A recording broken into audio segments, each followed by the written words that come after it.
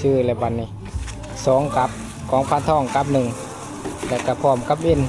กอ1นะนี่เอาว่าแต่คนกิน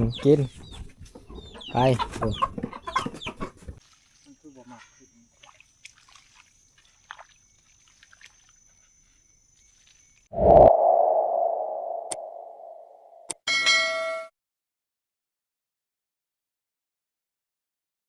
กราบทักทายสบายดีตอนค่ำๆทุกคนตอนนี้ก็หลังจากที่ว่าได้ผ่านลงมาแต่ป่านะก็เฮาสิหาเฮ็ดเวียกก่อนอีกบ่ดนก็เพราะว่าสิได้ขึ้นป่าอีกก็เลยสิหว่านปุ๋ยเพราะว่าเขาตัวใดมันตกแหละเฮาก็สิหว่านปุ๋ยเพิ่มนะเพราะว่าถือมา2 สอบก็ยังบ่ทันเบิดเทื่อกำลังหว่านเบิดสอบเครื่องมื้อนี้ก็เฮาสิหว่านอีกอ้าวนี่ก็คือปุ๋ยเฮาสอบที่2ก็สิประมาณนี้แหละเฮาสิหว่านใส่ให้ใหญ่นะ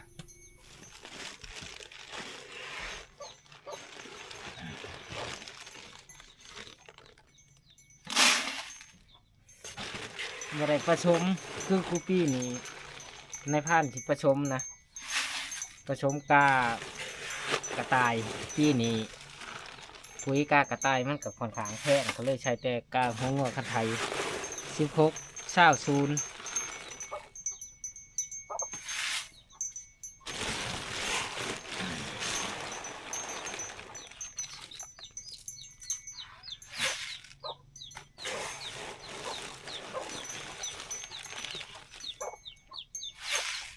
อาชิวานให้ใหญ่เลยนะนี่ให้ที่ว่ามันตก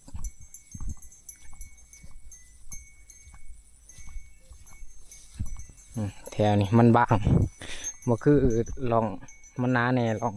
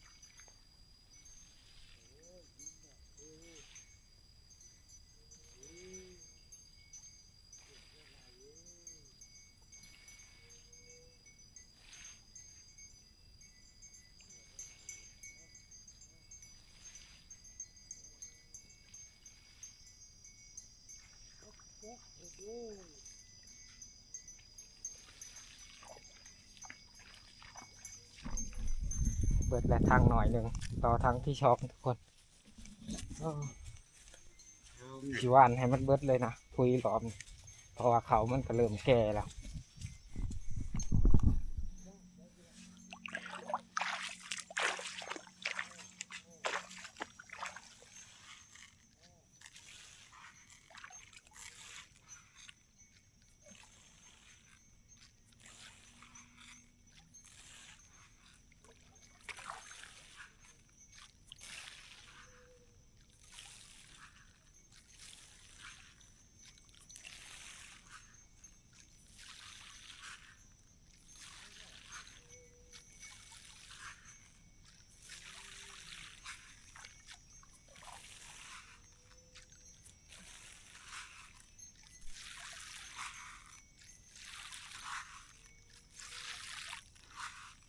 น้ำมันก็จะลายเนี่ยนะเพราะว่าฝนมันตกเลยแต่ว่ามันเริ่มรดเลย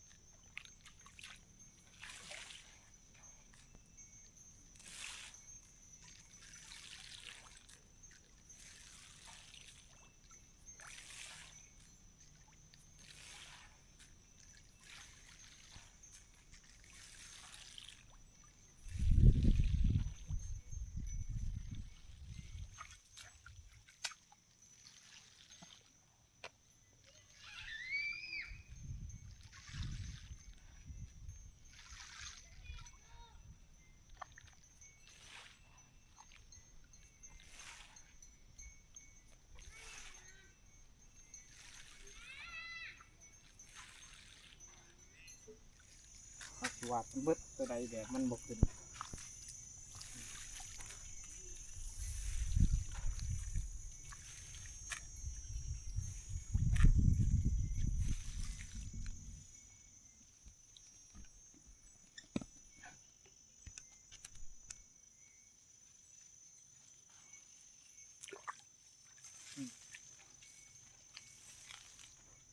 มันคือบ่ขึ้นเบิ่งมันคือบ่มักขึ้น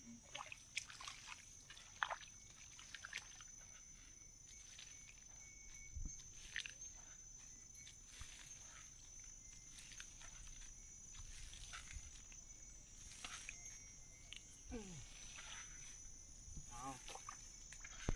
พอถ้าบ่ขึ้นจังใส่ฝุ่นเคาะเอาก่อน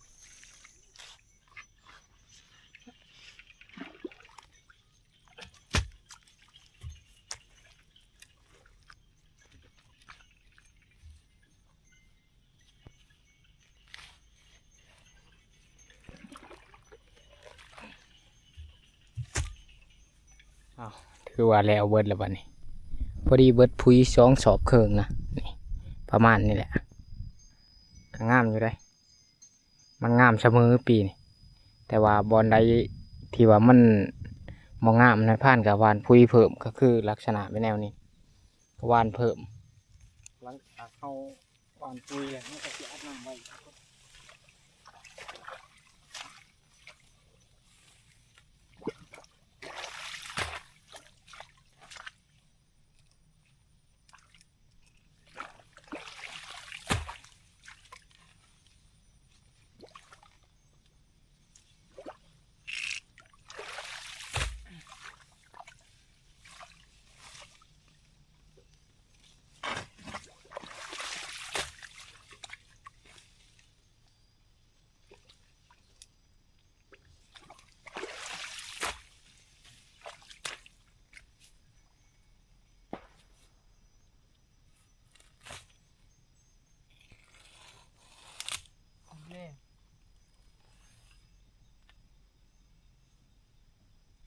มันเอางัวเขาเคาะก่อนเอ้ยเฮ้ยเคาะมาพี่มันหลังจากมาหอดหน้าไปหาชื่อเครื่องกดนี่หอยน้อยหนึ่งเอาไปหาชื่อออกไปเบิ่งอยู่ทางไปแอ่งนะแต่บอกหูว่าสิมีหรือบ่มีหอดทางใหญ่แหละทุกคนแจ็คซิมี่บ่มีนะเขาสิไปถามเบิ่งในห้านเลยถามมีก็ดีถามบ่มีก็แจ็คสิไปหาสื่ออยู่ใส่ชื่ออะไรบัดนี้2 กับของพันทองกับ1แล้วก็พร้อมกับเอ็นกอ1นะเยี่ยมพอหลังจากเขาซื้อเบ็ดแล้วแหละครับผู้และเอากระสินเมื่อพุ่นสูงนะเอาหอยไปให้แม่ก่อนทางก็เริ่มดีแน่เพราะว่าเพิ่นเอาหินบดมาเทนะเพิ่นเฮ็ดทางเด้ทางหน้าเขามีการก่อสร้างทางนะโอ้บ่ฮู้ว่ารถค่าเลยยัง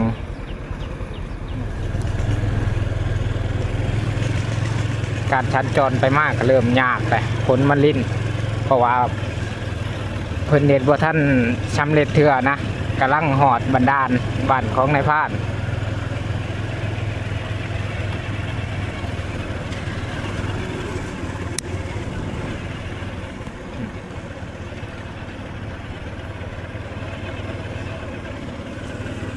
คือผมมีคนอยู่เด้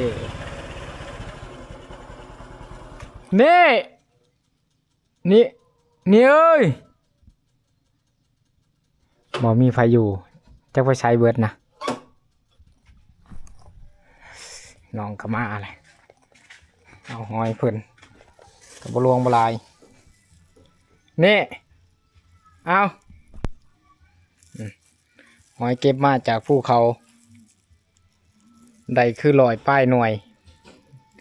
แบ่งให้เพิ่นแน่นะบ่ได้ยังมาตอนรอบนี้เอาก็สิได้กลับบ้านก่อนโอ้เอา มือเนี่ยก็ถือว่าแดดอยู่ได้แต่กับเป็นสีครึมๆอยู่กับช่องมือเลยนะที่ว่าเห็นแดดแหละแต่บ่ฮู้ว่าพายุสิเข้ามาอีกหรือบ่ฮอดหน้าแล้วบัดนี้โอ้แดดก็พอแดดถ้าว่าได้แดดนี่ก็โอ้ยเจิดจ้าเลยนะถ้าว่าพ้นนี่ก็มีแต่พ้นแต่คนกินไปโนแลนเลยหลังจากมาหอเที่ยงเลยค่ะสิหาลามงัวทุกคน เพราะว่าทุกๆแรงนะสิลามตลอดเพราะว่ามันบ่มีหญ้ากินเราจำเป็นต้องได้ลามโอ้ลูกใหม่นี่กำลังเกิดผลหลายอยู่ได้ถ้าว่าเรื่องลูกใหม่ไปพูนโอ้งัวกับบัวลวงบัวลายดอกสีหาโตเทิงลูกมัน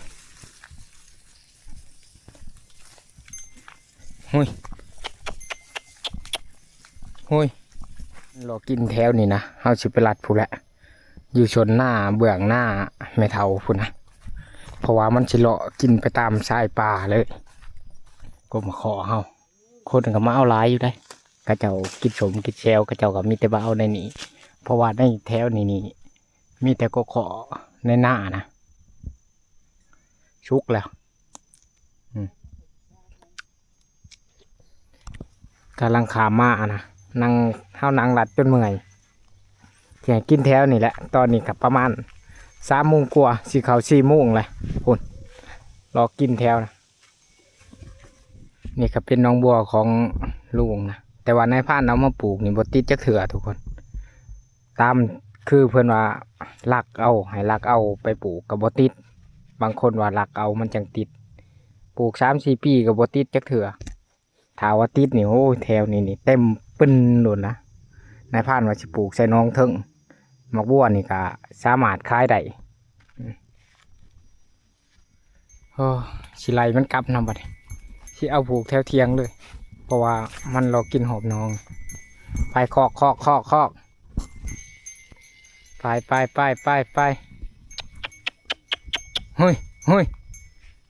เบิ้งสิผูกให้มันกินก่อนยังบ่ทันคำทันเมิดหมดแล้วจะเชี่ยวเขาคอกปุ่นหัวหน่อยมักเมานะเป็นงูนอยู่ปุ่นโพดวลายตั้มชมนี่เลยใช้กระปู้หน่อยนี่คักเลยตอนนี้ก็คำแล้วบัดเชี่ยวงัวเขาคอกนะเอาหลังจากเขาเอางัวเขาคอกแล้วมาหอนี้ก็ขอปิดวิดีโอไว้เพียงจำนี้นะตาม FC ทุกคนติดตามตอนต่อไปคือเฮาสิไปใส่เบ็ดอยู่น้ำตกตาดกุ้งไปใส่เบ็ดปลาเครื่องเบิ่งนะแต่บอกฮู้ว่าน้ำมันสิไหลหรือบ่รอลุ้นรอชมไปนำกันในวิดีโอนะ